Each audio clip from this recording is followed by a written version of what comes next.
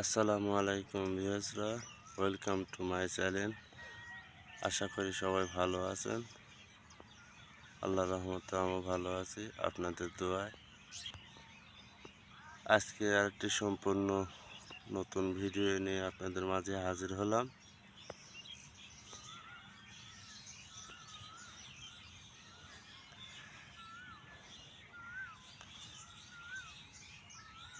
দেখুন, ঝিঙে বড় বড় হয়ে গেছে, তাই আজকে ঝিঙে কাটতে আসছি।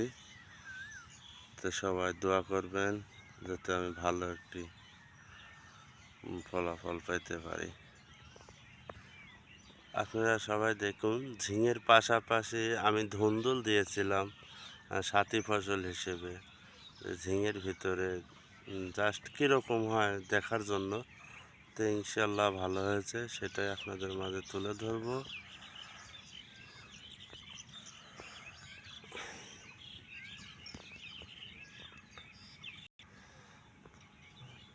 অল্প কয়েকটি গাছ দিয়েছিলাম ঝিঙের মাঝে, তাতে দেখলাম যে ধুন্দুলও খুব ভালো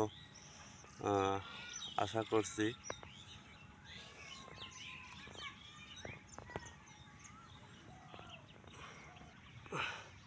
এইখানে আরেকটি গাছ দেখুন, 5 থেকে 6টি গাছ দিয়েছিলাম ধুন্দুলের। এই ধুন্দুলগুলো খুব ভালো জাতের, আমি খুব আশাবাদী যে পাবো।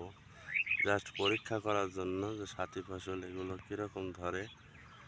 তো আমি ভালো ফলন পেয়েছি, প্রতিটা গিরায় গিরায় ফল।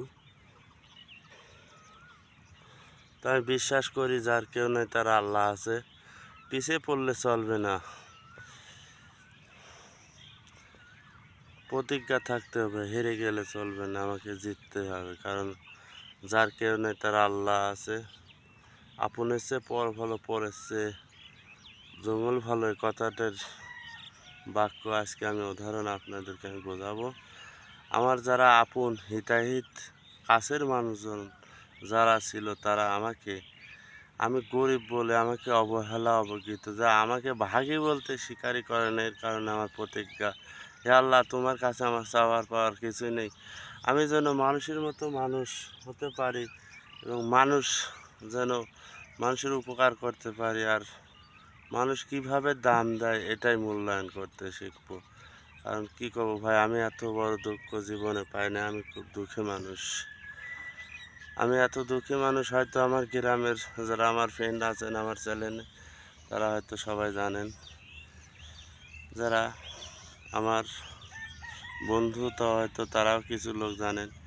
2017 সালে আমার ওয়াইফের ক্যান্সার হয়। এই ক্যান্সার হওয়াতে আমার যা কিছু ছিল সব শেষ হয়ে যায়। কিন্তু আমার পরিবার, কাছের মানুষ থেকে আমি কিছুই আশা করি নাই। কিন্তু আমার ফ্রেন্ড সার্কেল এবং অন্য অন্য আত্মীয় স্বজন থেকে তারা খুব হেল্প করেছে। আজ এজন্য আমি টিকে আছি এবং আমার ওয়াইফও বেঁচে আছে। তারা এমন একটি পরিবার, কী করবো ভাইয়া, দুঃখের কথা বলতে গেলে অনেক সময় লাগবে। আমি পর্যায়ক্রমে আপনাদের মাঝে তুলে ধরবো। এজন্যই আমার প্রতিজ্ঞা, এজন্যই আমার সম্পূর্ণ ঝুঁকি দিয়ে সবজিটুকু আবাদ, এই জমিটুকুই আমার আবাদি, তাছাড়া কোনো আবাদি জমি নেই। তবে আপনারা সাপোর্ট ইনশাল্লাহ অনেক পেয়েছি, আমি আশাবাদী আরও পাবো। আমি পর্যায়ক্রমে সব তুলে ধরবো। মানুষ কিভাবে ভাগী হয় না, আপন রক্ত কেন অচেনা হয়ে যায়, আপন রক্ত কী জন্য অস্বীকার করে, একটাই কারণ, আমি গরিব বলে। এজন্য তাই আমি আল্লাহর কাছে যে আল্লাহ, তুমি গরিবে হাঁটাও। যে পরিবারে গরিব আছে ওই ব্যক্তি জানে গরিবের কি জ্বালা। যারা একটু সচ্ছল তারা অত লাঞ্ছিত, অত অপমানিত করে ওই গরিব ভাইকে, সেই ব্যক্তি জানে। তো ওই একই ক্ষেত্র আমাকে অস্বীকার করে, আমি নাকি তার রক্তই না, আমি তার ভাগি না। এটি আপনাদের মাঝে আমি অবশ্যই পর্যায়ক্রমে তুলে ধরবো। আপনারা অবশ্যই আমাকে অনেক অনেক সাপোর্ট করেছেন, আরও করে যাবেন। ভিডিওটি ভালো লাগলে অবশ্যই লাইক, কমেন্ট, শেয়ার করবেন। আর পাশাপাশি আমার জীবনের ইতিহাস এবং আমার জীবনের কষ্টের ইতিহাসটা আমি আপনার মাঝে পর্যায়ক্রমে আগামী ভিডিও আমি তুলে ধরবো ইনশাআল্লাহ। দোয়া রাখবেন।